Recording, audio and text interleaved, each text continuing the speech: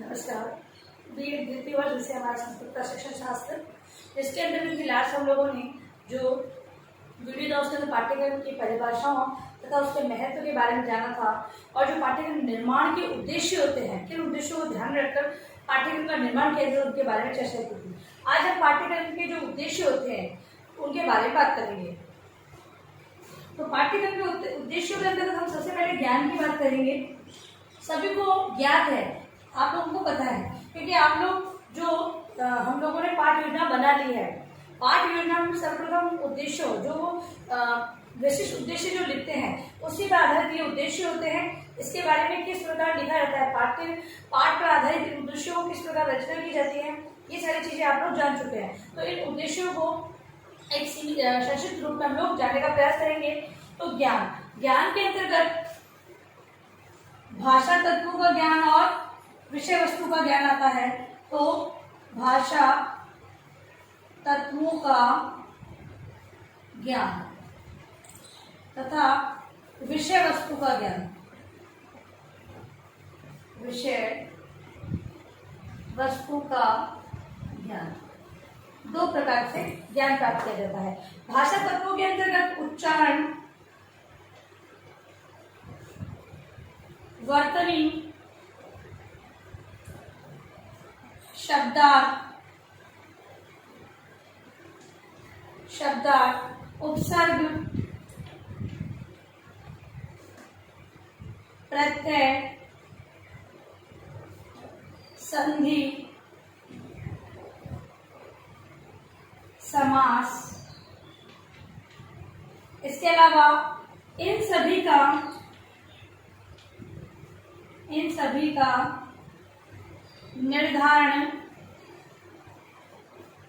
निर्धारण छात्रों की आयु, बौद्धिक क्षमता को ध्यान में रखकर किया जाता है। ठीक है, भाषा तत्वों के अंतर्गत हम लोग लिखते हैं कि विद्यार्थी उच्चारण से संबंधित सारी जानकारी प्राप्त करेंगे, सही वर्तनी, जो शुद्ध वर्तनी है उसका प्रयोग करना सीखेंगे, शब्दार्थ से अवगत होंगे। ऐसे हम ज्ञान के अंतर्गत भाषा तत्वों के ज्ञान में विद्यार्थियों की जो आयु होती है, मतलब कि उद्देश्य में ये लिया जाता है कि विद्यार्थी नवीन शब्दों से अवगत होंगे। ऐसा उद्देश्य लेकर पाठ्यक्रम में ज्ञान उन्हें प्राप्त करवाया जाता है। ठीक है, फिर है विषय वस्तु का ज्ञान। विषय वस्तु का ज्ञान, विषय वस्तु सर्वांगीण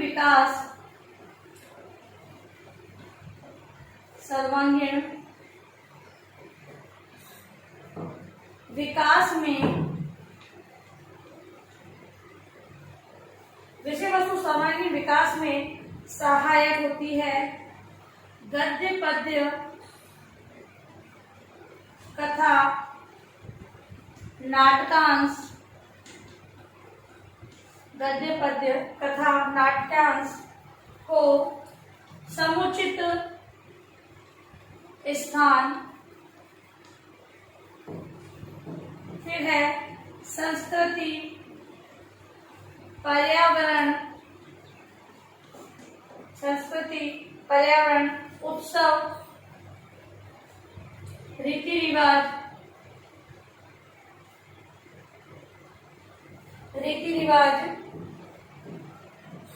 इसमें सम्मिलित होते हैं। इसके अलावा इसमें सत्य,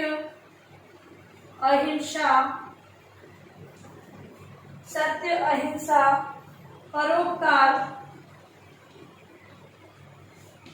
परोपकार, सहयोग,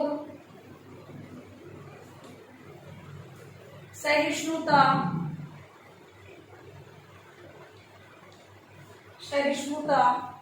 संबंधित पाठों का समावेश किया जाता है। तो जो विषय वस्तु के ज्ञान का उद्देश्य होता है कि विषय वस्तु से बालकों के सर्वांगीण विकास में सहायक हो, इसलिए उसमें गद्य, पद्य, नाटक, कथा को समुचित स्थान दिया जाता है। इसके अलावा संस्कृति, पर्यावरण, उत्सव, रीति रिवाज को भी सम्मिलित किया गया है। और जो पाठों का समावेश किया जाता है वो सत्य, अहिंसा, परोपकार, सहयोग, सहिष्णुता, ये सारे नैतिक गुणों को लिए हुए होती है।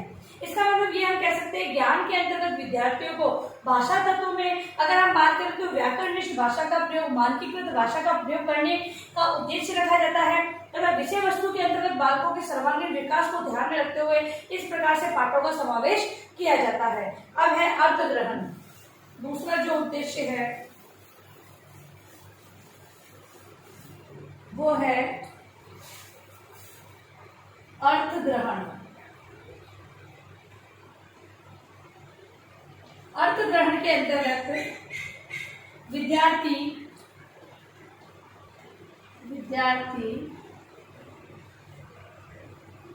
पाठ्य वस्तु का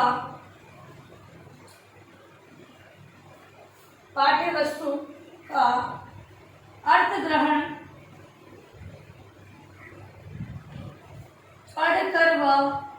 सुनकर व पढ़कर कर सकते हैं या कर सके। ठीक है, अर्थ ग्रहण का उद्देश्य ये होता है कि जो विषय वस्तु ज्ञान के अंतर्गत जो पढ़ाई जा रही है उसे वो सुनकर तथा उसे वो पढ़कर उसके अर्थ को वो ग्रहण कर सके। तीसरा है कौशल।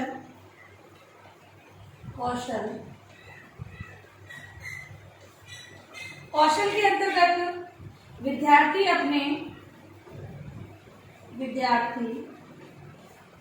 अपने विचारों को बोलकर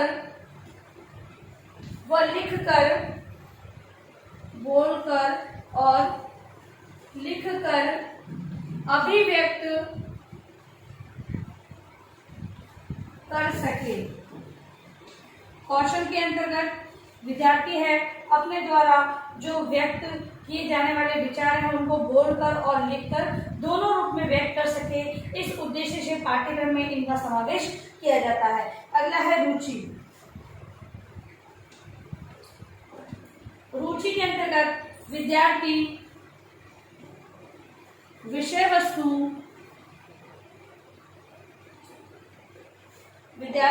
वस्तु को पढ़ने में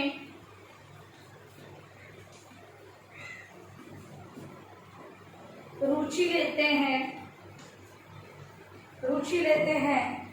पाठ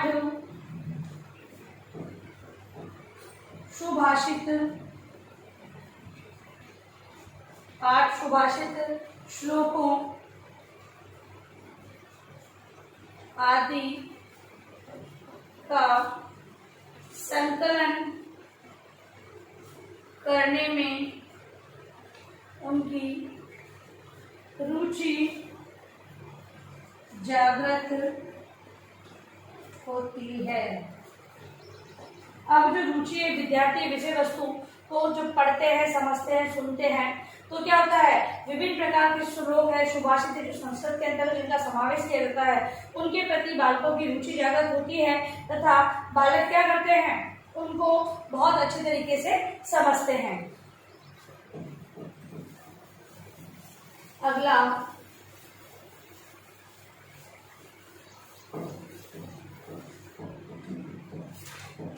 है अभिव्यक्ति। पांचवा है अभिव्यक्ति। अभिव्यक्ति के अंतर्गत विद्यार्थियों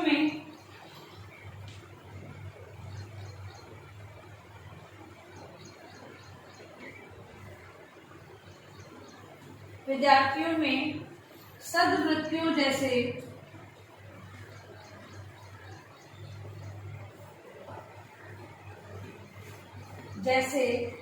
आदर, परोपकार, दया, करुणा, सहानुभूति, देश प्रेम, श्रद्धा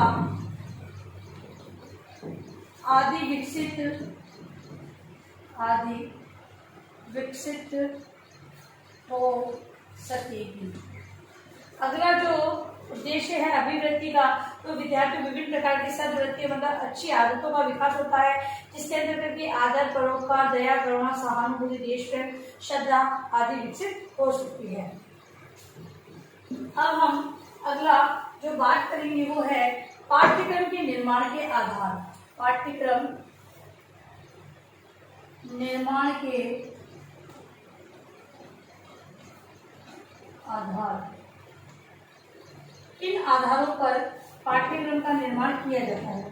तो पाठ्यक्रम निर्माण के आधार है जिसमें दार्शनिक आधार, दूसरा है मनोवैज्ञानिक आधार,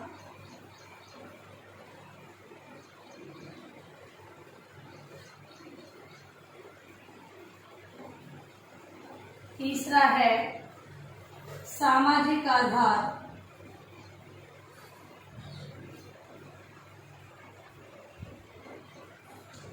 चौथा है राजनीतिक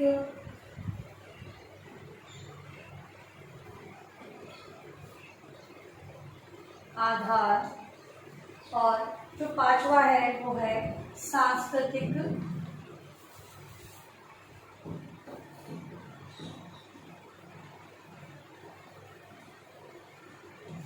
आधार। समझेंगे इसको कि पाठ्यक्रम निर्माण में इन आधारों को क्यों लिया जाता है। देखिए जो मकान होता है, देखिए जिस आधार पर उसे बनाया जाता है, उसकी जो नींव होती है वो उसका आधार होती है, उसी पर वो टिका होता है। अब पाठ्यक्रम में निर्माण के आधार की बात करें तो पाठ्यक्रम इन चीजों पर टिका होता है। दार्शनिक आधार की बात हम कर रहे हैं तो दर्शन को लेना बहुत ही, दर्शन के अंदर विभिन्न प्रकार के जो धर्म, जाति, इससे संबंधित जो नियम बनाए गए हैं, उनमें रीति रिवाज, त्यौहार, इन सब चीजों का समावेश होता है। अब इनको पाठ्यक्रम में इनका ध्यान रखना बहुत ही आवश्यक है। ऐसा कोई भी पाठ उस पाठ्यक्रम में नहीं होना चाहिए जो किसी धर्म के प्रति गलत भावना या हीन भावना रखता है। ऐसे पाठ का समावेश नहीं किया सकता। तो दार्शनिक रूप से जो पाठ्यक्रम के अंतर्गत जो विषय वस्तु या पाठ्य वस्तु दी गई है उसमें दर्शन से संबंधित तथ्यों को जोड़ते हुए करना चाहिए, क्योंकि आज व्यक्ति है वो विभिन्न धर्मों से है, विभिन्न धर्मों को अपनाए हुए है। तो यहाँ पर क्या होगा, दार्शनिक आधार को ध्यान रखते, दर्शन से संबंधित जो चीजें हैं उनको ध्यान में रखते हुए पाठ्यक्रम का निर्माण होना चाहिए। फिर है मनोवैज्ञानिक आधार। मनोवैज्ञानिक आधार ये कहता है कि जो बालक की आयु है, योग्यता है, उसी के आधार पर उसे पाठ्यक्रम बनाया जाए। अगर बालक की आयु से अधिक मतलब जैसे कि कठिन पाठ्यक्रम का निर्माण किया जाएगा तो बालक कुछ समझ नहीं सकेगा, तथा बालक का जो IQ लेवल है वो कम होने के कारण जो चीजें सिखाई जा रही है उसमें वो परिपक्व नहीं हो पाएगा। इसलिए मनोवैज्ञानिक आधार को ध्यान रखते हुए बालक की योग्यता, आयु है, उसको ध्यान में रखते हुए पाठ्यक्रम का निर्माण होना चाहिए। फिर है सामाजिक आधार। तो सामाजिक आधार के अंतर्गत बालक समाज का आगे समाज से जुड़े हुए जो भी रीति रिवाज होते हैं, कार्यक्रम होते हैं, उन सभी को ध्यान में रखते हुए मेले, उत्सव पर जयंतियां होती है, इन सभी को ध्यान रखते हुए पाठों का समावेश किया जाना चाहिए। क्योंकि समाज से विपरीत जाते हुए हम पाठ्यक्रम को अगर विद्यार्थियों के समक्ष लाकर रखेंगे तो उस पाठ्यक्रम का कोई औचित्य नहीं रहेगा। कोई भी माता पिता है वो अपने समाज से अलग होकर, भिन्न होकर वो किसी भी कार्य को नहीं करेंगे। इस हेतु सामाजिक आधार को ध्यान में रखना चाहिए। फिर है राजनीतिक आधार। राजनीतिक, क्योंकि जो लोकतंत्र की प्रणाली हमारे यहाँ चल रही है उसी के आधार पर संपूर्ण जो पाठ्यक्रम है उसको ध्यान में रख के करना चाहिए।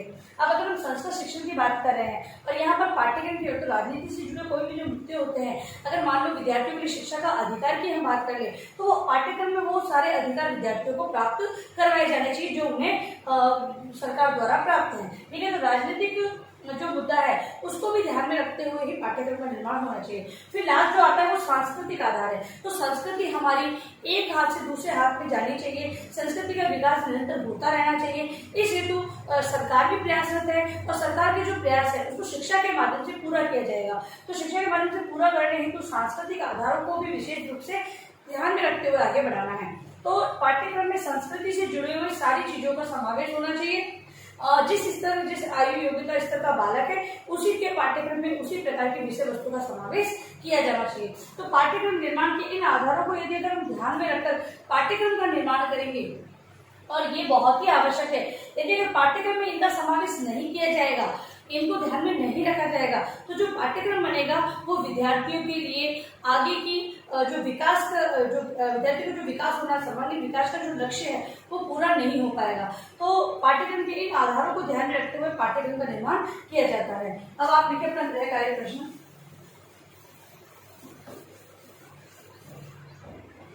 गृह कार्य है आपका पाठ्यक्रम के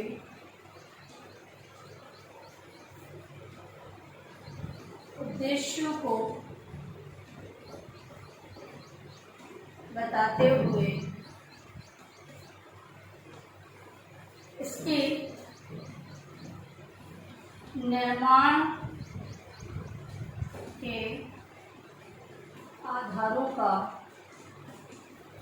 वर्णन करें। ठीक है, यह आपका गृह कार्य प्रश्न जिसे अनिवार्य रूप से आपको अपनी उत्तर पुस्तिका में लिखना है। और अंत में इस महामारी के दौर में कम से कम ये आवश्यक कार्य होने पर आप बाहर निकले। यदि बाहर जाते हैं तो 3 बातों का विशेष ध्यान आपको रखना है। मास्क लगाना है, सोशल डिस्टेंस बनाना है और हाथों को वापस सैनिटाइज करते रहना है। सुरक्षित रहे, सभी का ध्यान रखें। धन्यवाद।